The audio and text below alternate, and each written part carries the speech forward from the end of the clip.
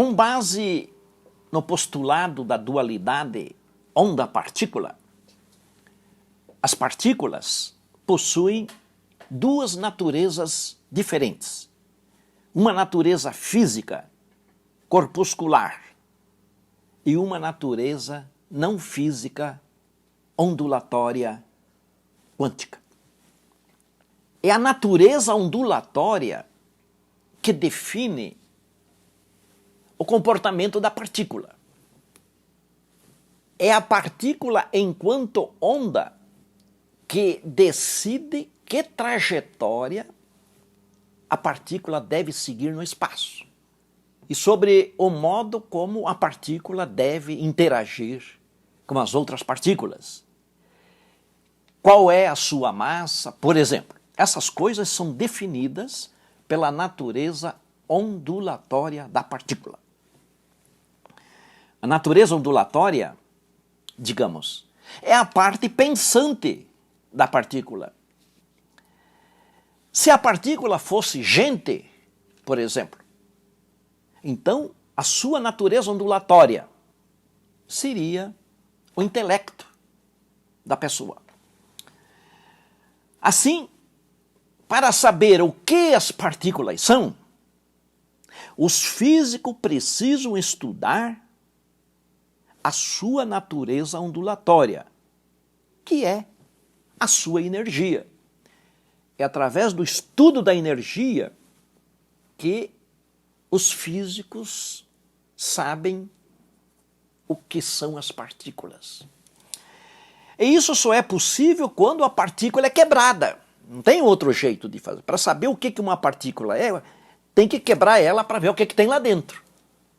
Para ver o que tem dentro dela. E dentro de uma partícula só tem energia. Quando uma partícula é quebrada, não surgem pedaços de partículas. Surge só energia. Como é que os físicos sabem disso? Eu explico. Os físicos, eles aceleram as partículas até uma velocidade próxima da velocidade da luz.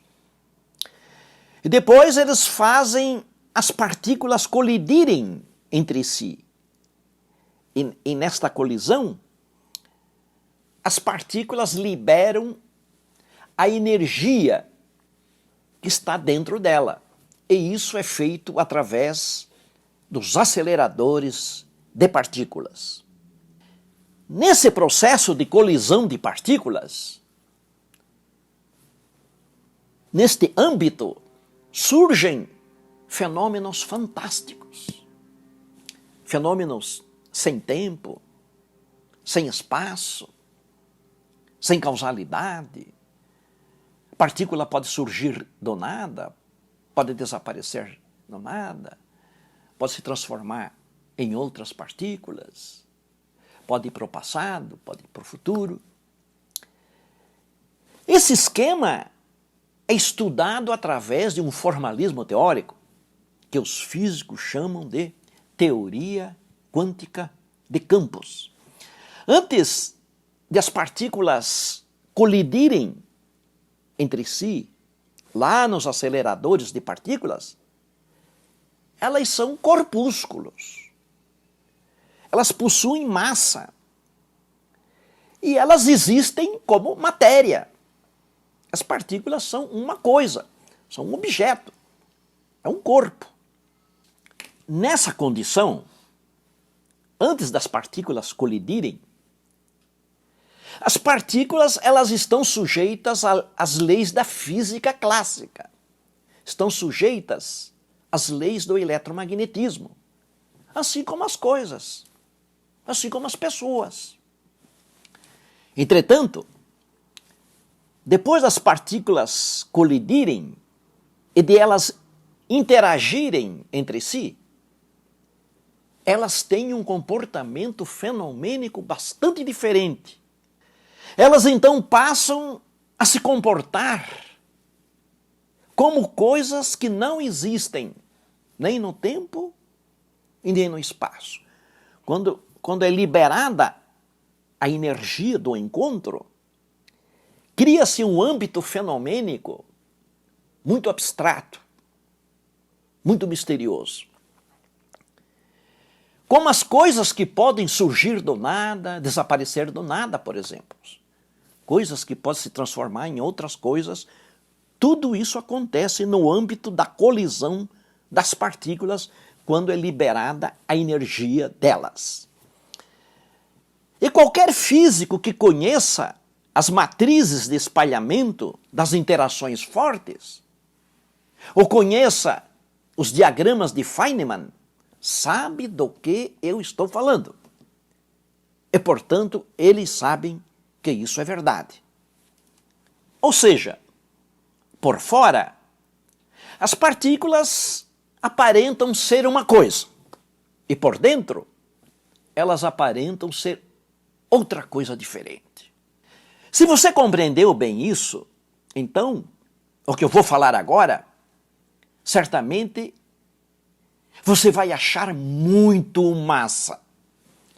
Veja, quando as partículas são consideradas em sua natureza ondulatória, energética, vibracional, elas são uma coisa bem maior do que aquilo que elas são quando são consideradas apenas em sua natureza corpuscular, considerada apenas como corpúsculo. Como os elétrons, os prótons, os nêutrons, por exemplo.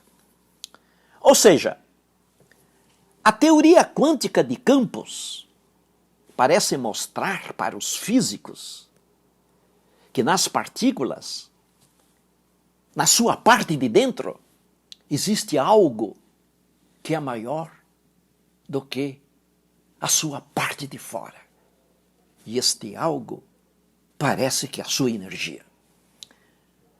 Algo transcendente, metafísico, imponderável, incomensurável, metafenomênico, metacósmico. E esse algo é justamente a partícula da energia que está dentro dela. Trata-se daquela energia que é liberada quando as partículas colidem entre si. Lá nos aceleradores de partículas, é bom insistir nisso. Só para você ter uma ideia. Veja que coisa fantástica. Com base na mecânica quântica e na teoria da relatividade, a relatividade restrita, a massa da partícula deveria ser 10.000 trilhões de vezes maior do que esta massa que ela tem quando os físicos observam. Mesmo sem ser um físico, você deveria perguntar espantado: onde está escondida toda essa massa em excesso? Ou seja, quando uma partícula é estudada na sua estrutura atômica, ou quando ela é estudada isolada, ela tem uma massa X. E quando ela é estudada nas suas interações, com base na teoria quântica de campos, a massa dela é 10.000 trilhões de vezes maior. Aí você pergunta, onde é que está essa massa? Eu respondo, essa massa está escondida na forma de energia. Isso deveria ajudá-lo a compreender que, de fato, a partícula é algo que por dentro é maior do que por fora. Agora, pense na seguinte hipótese. E se, a exemplo da partícula, você também fosse algo bem maior por dentro do que por fora? Pense na hipótese de você também possuir duas naturezas diferentes, assim como as partículas, com base no princípio da dualidade. Pense na hipótese dessa sua natureza interna possuir poderes quase infinitos. Diga-me, com sinceridade, você acha que essa hipótese é algo impossível? Você acha isso irreal? O que você acha disso? Em caso afirmativo, se você acha que isso é impossível, você tem uma explicação logicamente consistente. Para achar que isso seja impossível? Esta é a pergunta que eu faço. Aqui nós chegamos exatamente naquele ponto que eu estava esperando para te dizer o seguinte. 2 pontos.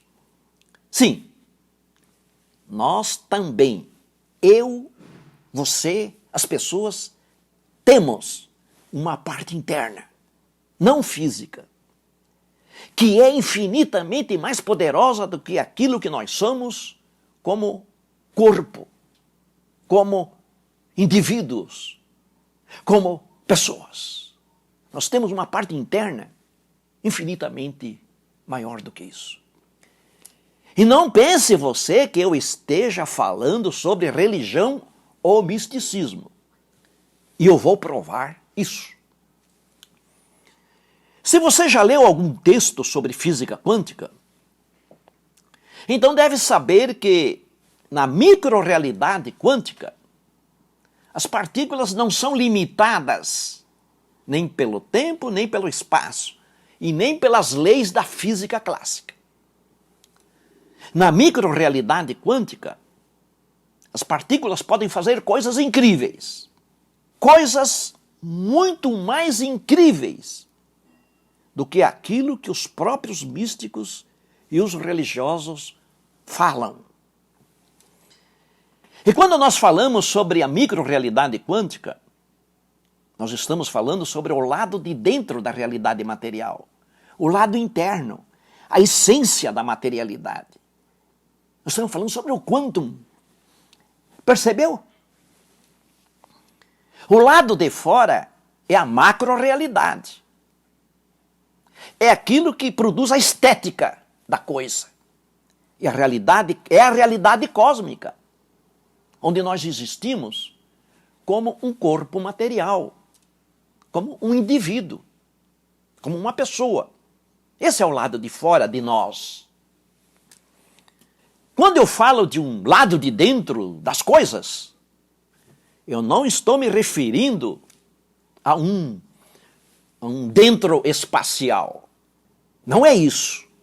Quando eu falo no lado de dentro, eu estou me referindo a um âmbito, a um domínio, a uma dimensão, e não a um espaço. Veja, alguma coisa deu origem ao universo. Isso é logicamente óbvio. E aqui não se cogita se foi Deus ou se foi outra coisa.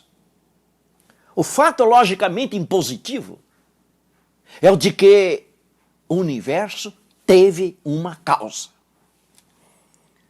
Para alguns filósofos pré-socráticos, entre eles Anaxágoras de Clasômenas e Heráclito de Samos, por exemplo, essa causa criadora e organizadora de tudo, eles entenderam que era uma razão universal, que eles chamaram de Logos.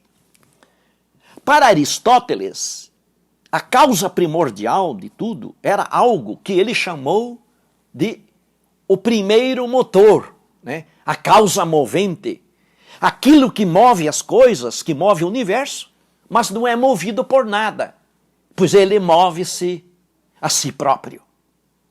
Para o filósofo idealista alemão Georg Friedrich Hegel, da primeira metade do século XIX, um dos maiores engenhos intelectuais da história da filosofia, a causa do universo era uma razão universal que ele chamou de o absoluto.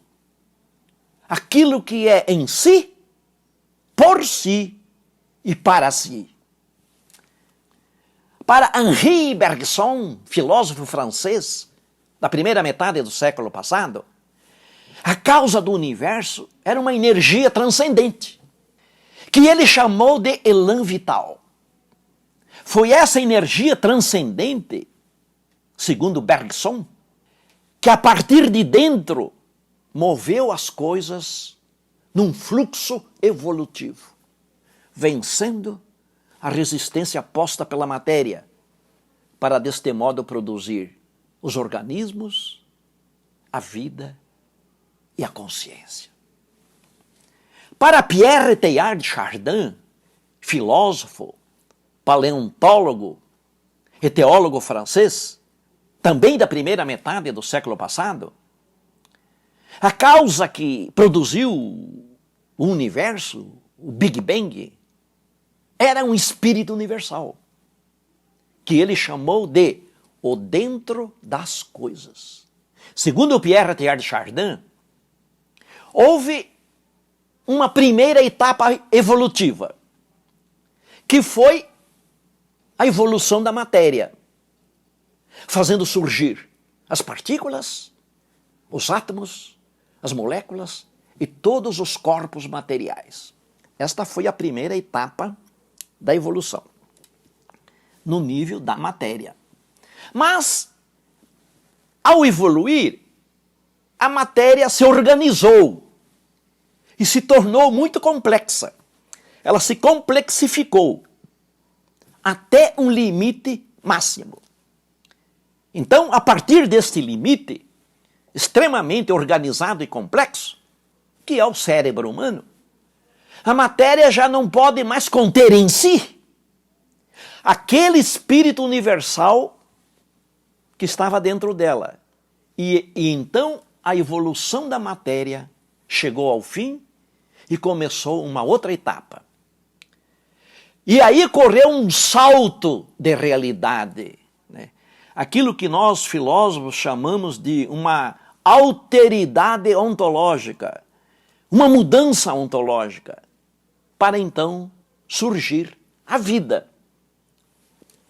Igualmente, no movimento da evolução, a vida continuou progredindo, produzindo organismos cada vez mais complexos e mais organizados. E também a vida chegou até um limite máximo, a partir do qual ela já não podia mais reter dentro de si o espírito universal, aquele dentro das coisas de Pierre Teilhard de Chardin. Então, a matéria chegou num limite que não pôde mais conter o espírito universal. E aí surgiu a vida. E a vida também começou a evoluir e chegou num limite que não pôde mais conter o espírito universal dentro de si. E então, neste ponto da evolução, quando a vida não conseguiu mais reter dentro de si, ou dentro das coisas, surge a consciência na parada. Surge a consciência na realidade cósmica, através do Homo sapiens. E cá estamos nós, na qualidade de criaturas conscientes. Em síntese, depois você vai saber por que eu estou falando essa langanha filosófica toda.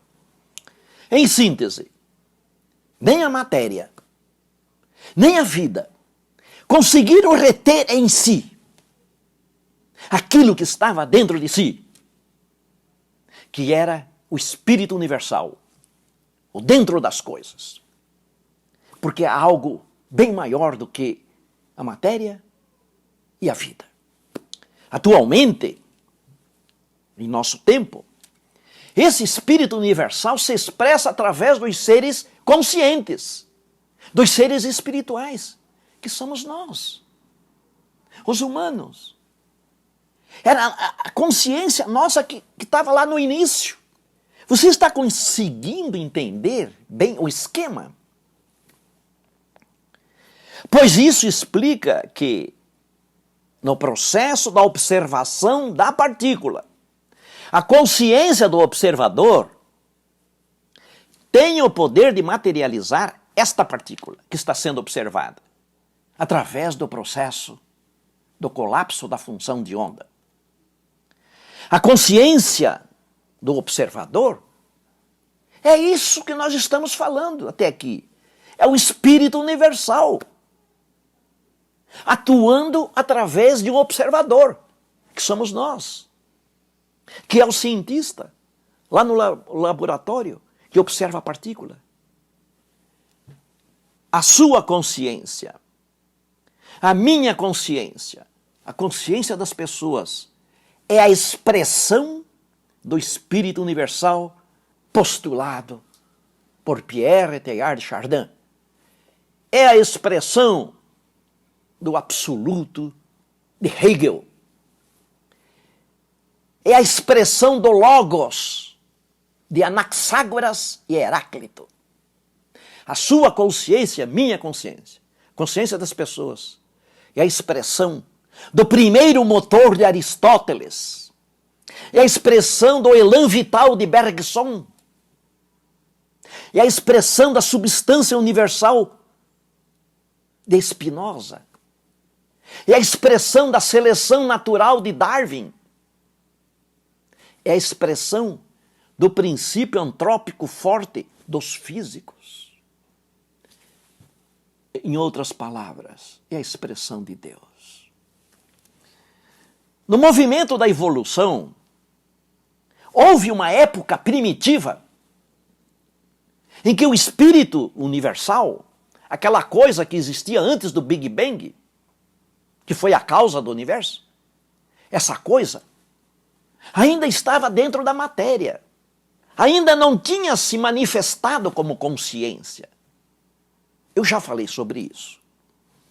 Porém, ao evoluir, a matéria não conseguiu mais reter em si esse espírito.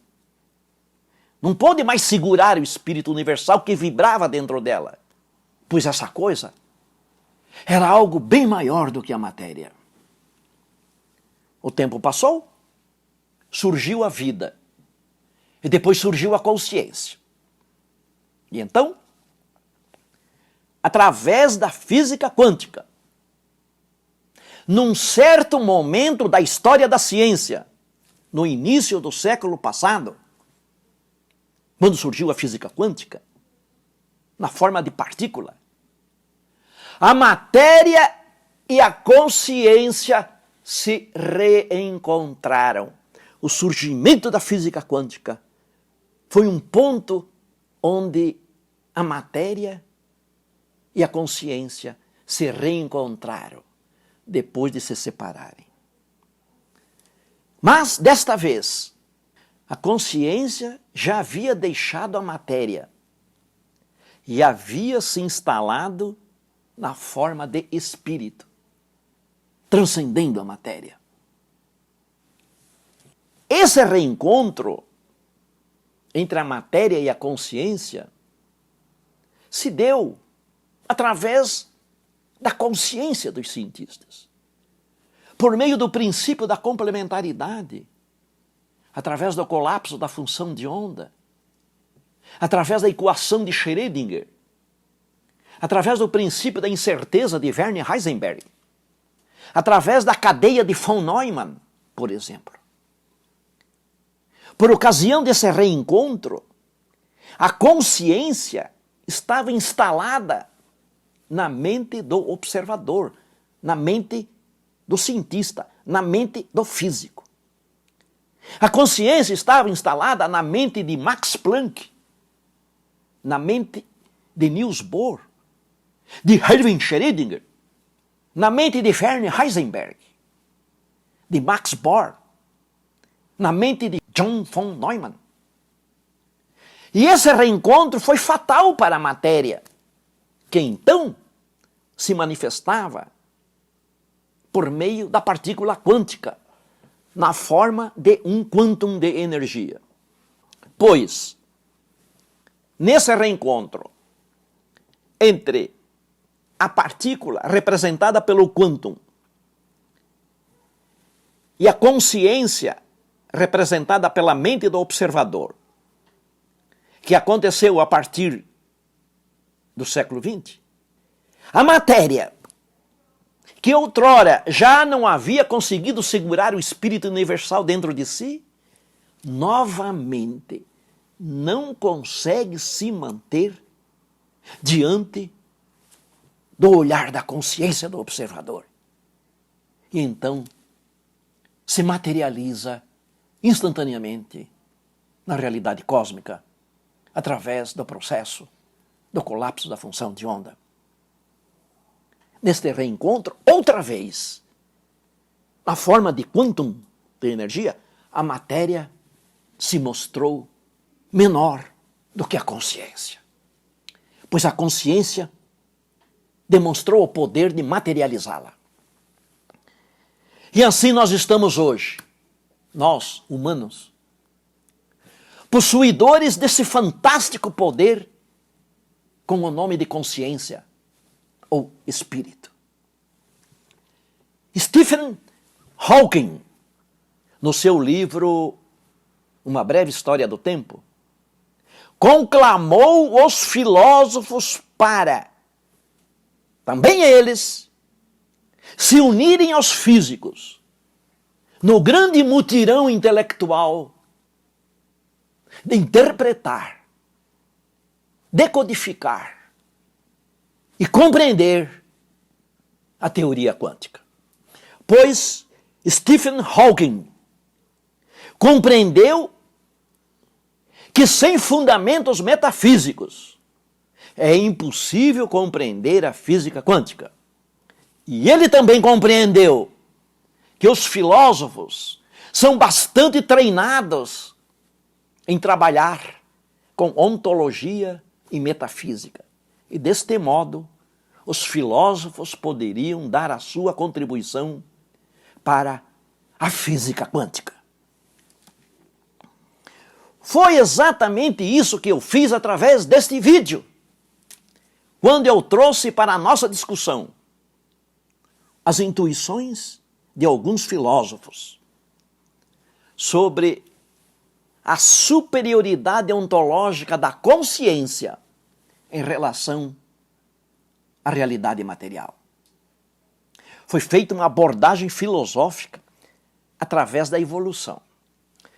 Eu fiz isso com o objetivo de explicar por que, através do colapso da função de onda, a consciência do observador tem o poder de materializar a partícula na forma de quantum de energia. Esta foi uma abordagem filosófica sobre a física quântica que eu fiz. Algo que você não vê os físicos fazerem isso. Algo que para mim foi fácil, pois, além de físico, eu também sou filósofo. Lembre-se, na vida prática, nós não temos partículas para materializarmos. Nós temos projetos, objetivos, sonhos, soluções, curas, por exemplo. E isso tudo você pode fazer com a sua consciência, pois ela está acima da realidade material quanto da própria realidade quântica. A consciência está acima da realidade quântica. E prova disso é o fato de, através da observação, a partícula se subordinar ao poder da consciência a ponto de se materializar. Quando a partícula entra em contato com a consciência que lhe observa, ela se materializa. Ela é inferior à consciência. E é essa consciência que você tem, que eu tenho. E em vez de observar a partícula, nós temos para observar os nossos problemas, os nossos projetos, cura para as nossas doenças e por aí afora. Tanto nas nossas atividades, quanto nas nossas relações. Se você compreendeu bem isso, então você vai arrebentar, cara. E com certeza vai ter festa no AP. E tudo vai ficar muito massa. Todos sabem que eu me demorei 25, quase 30 anos fazendo pesquisas para estudando como é que a física quântica atua na vida prática das pessoas. Onde, como e quando elas garram em nós. E como elas podem ser utilizadas para resolver os nossos problemas e concretizar os nossos projetos. A síntese disso tudo eu escrevi neste livro aqui, Física Quântica na Vida Real, numa linguagem absolutamente clara, compreensível e objetiva. Você não precisa saber matemática nem física para utilizar a física quântica na sua vida. O livro não existe em livraria nenhuma e você só compra isso comigo. Se você estiver interessado, então é só clicar aí num link que aparece aqui embaixo deste vídeo, tá certo? E vocês sabem que cor é fóton, e fóton é o quantum de energia da física quântica. Portanto, se as cores são fótons, e se o fóton é o quantum, então a psicodinâmica das cores também tem um fundamento quântico. A partir daí, eu fiz toda uma longa pesquisa sobre o efeito psíquico das cores quando elas estão presentes no nosso ambiente. Essa pesquisa toda, que durou a minha vida também, eu escrevi, o resultado disso eu escrevi num livro, O Efeito Psíquico das Cores nos Ambientes. É um livro extenso, né, que tem quase 400 páginas, aliás, 430 páginas, e onde eu estudo 28 cores, detalhadamente, sem misticismo, sem feng shui, pura ciência. Estudo 28 cores. Se você estiver interessado, uma abordagem científica da psicodinâmica das cores, este livro também você pode encontrar clicando aí um link que aparece abaixo do vídeo.